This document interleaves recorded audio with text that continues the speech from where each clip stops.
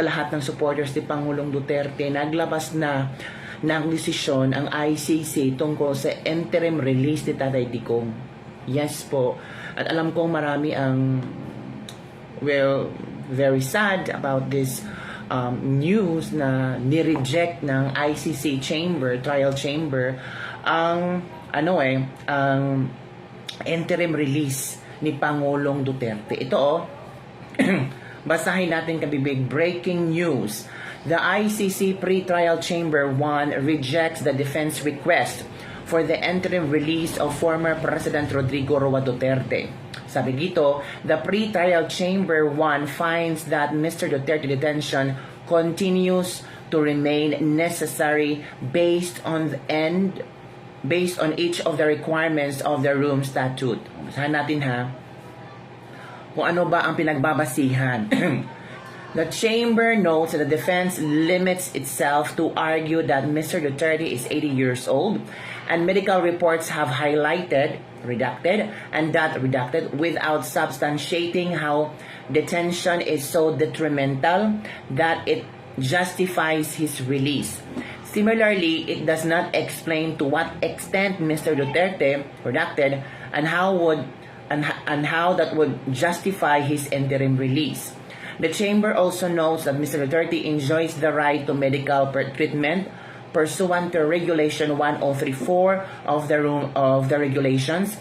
Qualified medical officer with experience in psychiatry shall be available to attend the detention center, and a nurse shall be present at the detention center at all times. Nothing in the request indicate that this would not be sufficient to ensure that Mr. Duterte receives the appropriate medical attention and care in detention. In addition, the court has put in place measures to ensure that Mr. Duterte's right to family life is guaranteed. Notably, he may receive visits from and call his family members redacted. Remaining redacted are inherent to a lawful detention and do not constitute considerations that may warrant an interim release on humanitarian ground. Wala dinedma ng ICC lahat. The chamber therefore considers that the defense argument that Mr. Duterte should be released for humanitarian reasons must be rejected. In light of the above, the chamber finds that Mr. Duterte's detention continues to remain necessary under Article 602 of the statute based on each of the requirements set by Article 58.1 of the statute. For the reasons, the chamber hereby rejects the request for leave to reply, rejects the amici curiae request, rejects the request and the renewal request, orders the continued detention of Mr. Duterte. Yun kabibig. Ang mga judge na Judge Julia Antoniela Motok presiding, Judge Rene hindi ko marunong magbasa ang pangalan babaeng to, ang Judge Maria del Socorro Flores Liera. Ngayong araw na ito, ang kanilang nilagdaan and pinaalam sa buong mundo na hindi mabigyan ng interim release si Tatay Digong. Nagsalita naman ang lead counsel ni Tatay Digong na si Attorney Nicholas Kaufman on the pre-trial chamber decision concerning the interim release of former President Rodrigo Roa Duterte. Sabi niya, the pre-trial chamber has just published its decision rejecting former President Duterte's request for interim release. The defense considers this decision erroneous and filed an appeal a week ago, where this is a conventional domestic court with more than one active first instance case in its docket. I believe that there would have been no hesitation to release an 80-year-old sick and weak man kept from public more than half a year and for whom unprecedented state guarantees has been provided. But this is a court where civil society activists, lawyers have free reign in the media to accuse the former president's supporters of judicial trolling, to lambast defense submissions, and to file frivolous petitions to sanction counsel. We hope that the appeal chambers will reverse this decision. So sana kabibig, pero nakakalungkot lang, parang isang malaking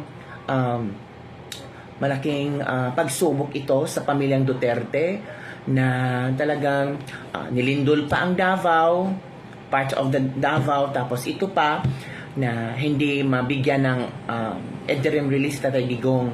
Parang nakakaawa kabibig. Ito yung Tagalog version ha. Kung ito ay isang karaniwang pambansang hukuman na mahigit sa isang aktibong kaso sa unang antas, naniniwala akong walang pag-alinlangan na pinalaya na sana ang isang 80-year-old na gulang na may sakit at mahina na itinago sa publiko ng higit kalahating taon at para sa kanya ay may ibinigay pang walang kapantay na mga garantiya mula sa Estado. Ngunit ito ay isang hukuman kung saan ang mga abogado mula sa civil society ay malayang mapapahayag sa media upang akusahan ang mga taga-suporta ng dating Pangulo ng judicial trolling. Batikusin ang mga isinosumiti ng depensa at maghain ng mga walang saysay na petisyon upang parusahan ang mga abogado. Umaasa kami na babalik ta rin ng appeals chamber ang desisyon na ito. So yun kabibig, nakakaawa lang itong news na ito na 80-year-old for humanitarian ground hindi mapagbigyan ng ICC. Well, ganun talaga kabibig, baka hindi pa panahon para makauwi si Tatay Digong or di kaya kahit man lang mapagbigyan ang kayang interim release. I'm sure tawang-tawa ngayon ang mga kakamping, mga loyalista, happy sila na si Tatay Digong ay hindi makalabas, hindi na garantihan ang interim release. Ganun, ang saya lang, no? Ang saya lang na makita na marami mga DDS until now, they keep on praying.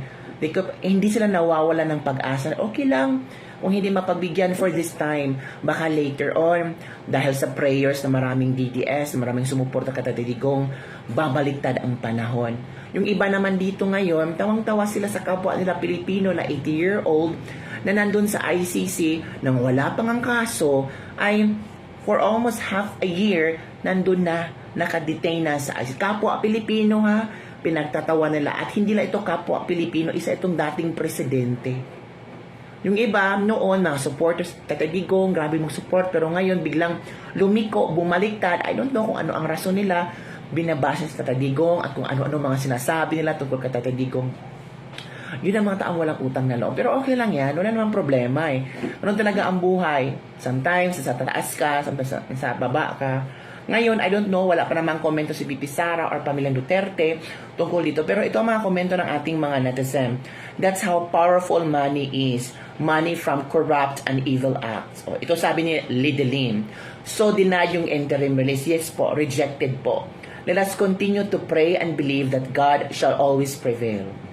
Good shall always prevail. For PRRD, God has a reason. O, ito very positive talaga ang mga supporters ng Tatay Digong. Nakakaiyak, grabe din na sila naawa sa 80-year-old na dating presidente ni wala mang kaso sa Pilipinas pero pilit na dinidetain. Tingnan nyo nga may kaso ba si Digong sa Pilipinas? Wala. Pero kaya nga sa mga sabahis, it feels like he is waiting the turtle to be on the side. Ito pa. So sad. Ano ba ito na naman? Sana makalabas sa CPRD. Mag-people power na, sabi ni Joanna Sapungan. Suportahan si Representative Kiko Barzaga. Rejected ang MD release dahil doon sa confirmation of charges, rejected din daw po ang kaso. Manifesting. Sana kung na-reject ang interim release, sana na-reject yung mga kaso, tatagong papauwiin na siya. Diba? Ayaw bitawan ng ICC yan, lalo na't ombudsman na si Lowbender. Ewan natin kabibig, ito pa. Grabe, nakakanginig ng laman. Alam naman natin sino ang nagpipigil para mapalaya si Tatay Digong ang mga hayop na sindikatong kasabwat ng gobyernong I apologize, PPRD. Nag-hope lang ako ng maayos sa Pilipinas kaya I voted for you. Tahimik at maayos kayo sa Davao pero naghangad at pinakinggan nyo kami kaya tumakbo kayo. But still, hinayaan namin kayong ilayo sa bansang minahal nyo po laban sa mga taong pera at makapangyarihan lang ang gusto. I'm still praying and hoping na makauwi kayo ng malakas dito sa Pinas dahil may nag-aantay po sa inyo. Praying for the Philippines at mawala ang mga corrupted politician. PRRD bring him home. Yun kabibig, yun ang mga komento ng ilang mga netizen hinggil sa issue na rejected po ang interim release ni Tatay Digong. Yung iba, nagtatawanan, yung iba, happy-happy. Yehe, happy na daw kasi hindi makauwi si Digong. Of course, hindi naman makauwi si Digong kasi sa ibang bansa naman siya, happy-happy sila. Kasi tawag dito, hindi mabigyan ng panandaliang panandaliang interim release or kalayaan. So happy sila. Lalo na Australianis, I'm sure. Australianis is very happy right now. Rejected ang interim release na Digong, okay lang yan. Sobrang sakit isipin pero God is always watching. Diba? Yun mga kabibig. Ano ang iyong komento hinggil dito?